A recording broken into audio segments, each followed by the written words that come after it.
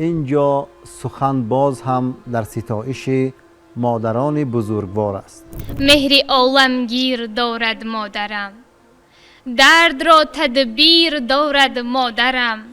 انیسی شادی و غم بودم مادر، دعاگوی دو عالم بودم مادر. مادر را یادت کنم افکار من گل می کند، شعر ایجادت کنم اشعار من گل می کند. کوی وطنم عطر گلی تر دارد، هر کوی وطن زیای مادر دارد.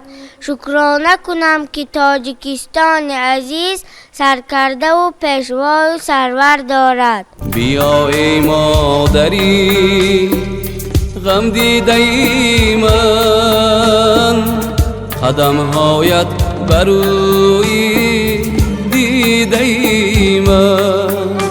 پیشوای ملت دائم تأکید می نمایند که ما مادران را نه تنها در روز مادر بلکه همیشه باید یاد کنیم و وصف و ستایش نموده از حالشان خبر بگیریم. مادرم گرم نظرتر ز نگاهی شید است، هر نگاهش سببی ناز گلی امید است.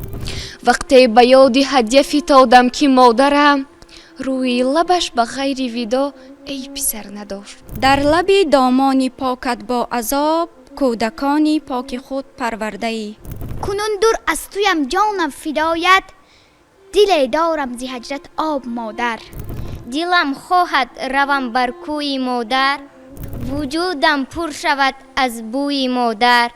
خوشبخت کسی که شد فدای مادر، بگریفت به زندگی دعای مادر.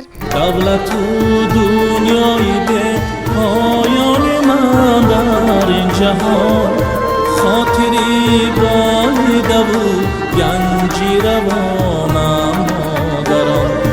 ای فروغی زندگی